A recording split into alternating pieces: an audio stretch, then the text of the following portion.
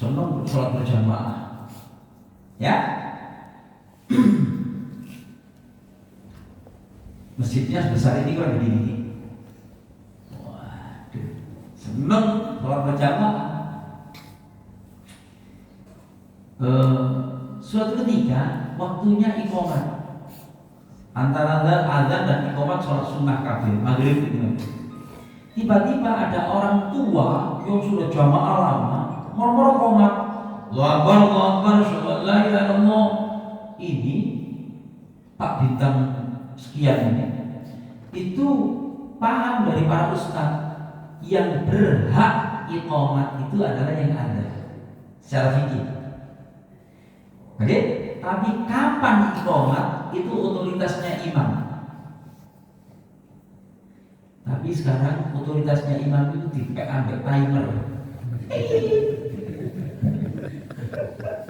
Loh, ini gak apa ini sampean. Kalau orang kita di Jawa komat itu dari tit, apa kita beli? Nah, itu ben ayu. Ya. Nah, para yang sekalian, apa yang terjadi? Informasi agama ini telah mentah, kehilangan was. Apalagi orang itu di ketakbiran atau di masjid itu kadang-kadang ada namanya post power syndrome. Ada harus mewaspadai. Apa yang terjadi? Yang iqamat semestinya dia yang ada. Ini jamaah lama suwe, muring-muring. Sampai sopo? Aku suwe gini berpuluh-puluh tahun gini. Begeran akhirnya pecah jamaah itu sedikit gak sholat jamaah itu. Ini terjadi dan kami menjadi saksi mata betapa informasi agama itu untuk kenyamanan dan kebersamaan jamaah di sebuah masjid butuh wais, butuh kebijaksanaan. Kaidahnya para ulama itu begini: meninggalkan sebagian keutamaan untuk meraih kemaslahatan itu dianjurkan. Tapi kapan memberitahunya? Ketika sudah makan ode-ode bareng-bareng. Nah, Pak, sing sae ngeten. Tapi langsung dicamplak dulu murid-murid kok. Iya. Akhirnya, waduh kalangan peserta sholat jamaah lho lemes gitu. Angel. Padahal sama-sama mencari ridhonya Allah. Hanya karena sing komat iku mesti. Ini permasalahan-permasalahan fikih yang perlu dibahas nanti. Pak cukup waktu ini. Iku muadzin imam. Apakah ada yang lain para ibu sekalian? Saya barusan ke Masjid Al-Falah Surabaya. Jadi ikhwan di nyebrang. Ya. Kaget coy. Diperbaiki.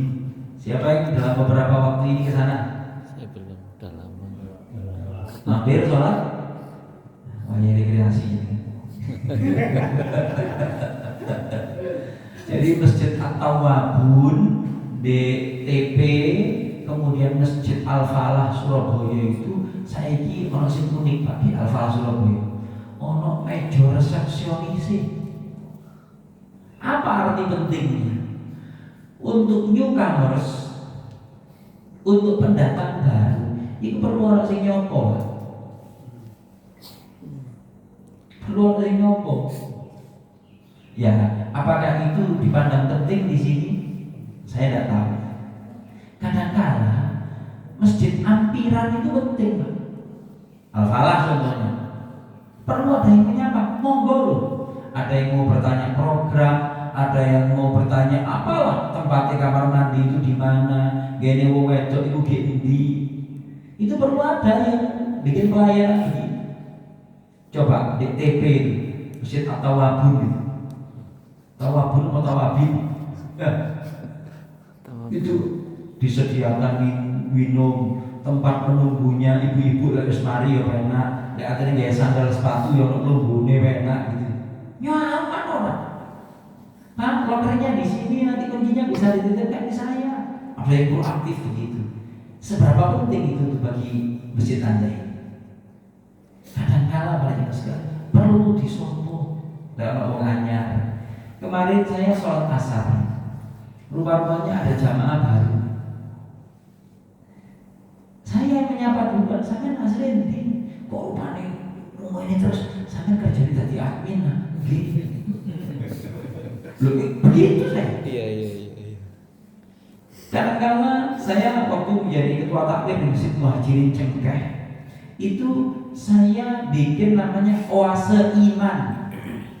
Karena kan masjid pinggir jalan, banyak orang di situ mampir ngecas masjid. Oase iman itu maksudnya ngecas iman sambil ngecas handphone. Motonya gitu. 5 orang santri saya sediakan tuku buah. Setiap selesai wiritan kamu langsung ke belakang. Hentikan orang, sapa mereka, ajak duduk 5-7 menit. Saya mau membicarakan agama. Jadi menyapa orang, Pak Mas Musitan, saya Emil, ini ada pembicaraan agama sebentar, 7-10 menit, terus sambil makan buah setelah itu. Begitu Pak, untuk kemakmuran. Oase iman itu begitu. Kemarin Pak, saya khutbah di sini. Ya memang kudu orang sing mempersilahkan arek-arek itu. Sampai orang sing bingung. 2 orang itu datang ketika khutbah pertama. Yang satu kepingin naik, yang satu kepingin di sini. Yang di sini bilang, si kosong. Kalau tidak ada yang mengarahkan, tidak bisa. Kadang-kadang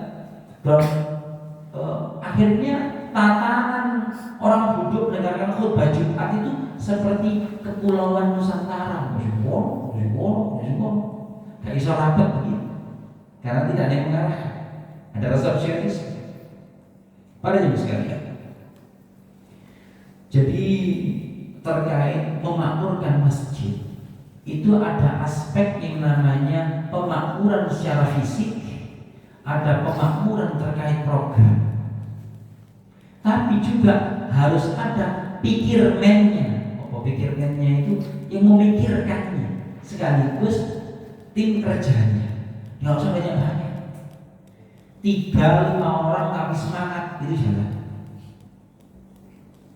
Nanti secara periodik apa yang dibutuhkan oleh masjid ini? Oh, tentang kriteria mencari imam, kriteria muadzin. Belum lagi nanti kalau bersinggungan dengan ibu-ibu, Ustaz, mana yang lebih utama? Para ibu itu sholat di masjid atau di rumahnya? Mendalam. Itu permasalahan fikih lagi. Gitu Bapak Ibu sekalian.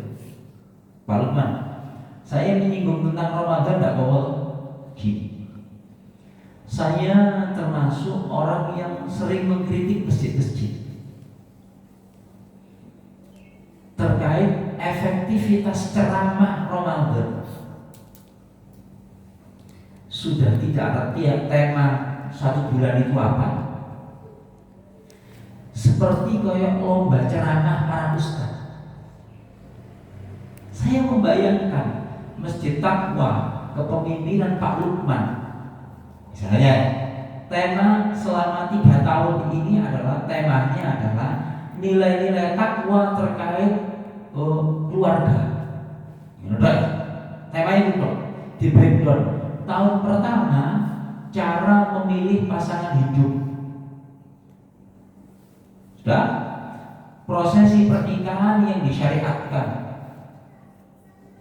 Merawat cinta dalam rumah tangga itu tahun pertama.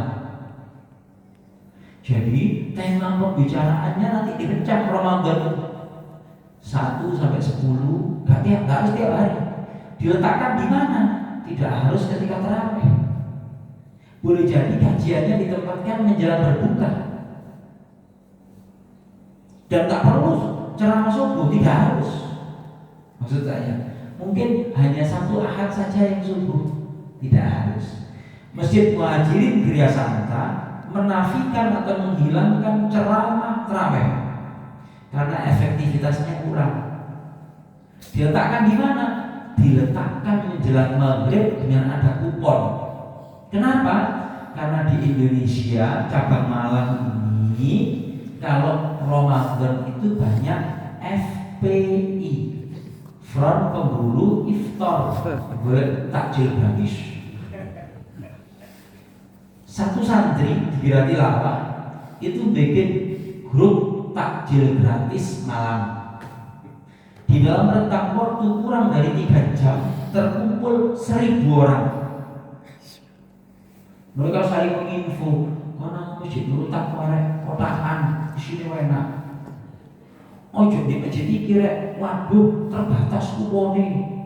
Wonge rada gak pati guyuan. Lho, saling menginfo mereka.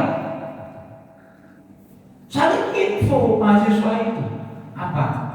Saya tanya kepada seorang mahasiswa, menurutmu Ramadan ini yang paling bermakna dan paling berkesan di hatimu apa? Penak Ustaz, wak sangu butuh jadi. Sangu ini butuh, kiriman untuk orang tuanya itu butuh. Kenapa? Karena takjil gratis dan ono sahur itu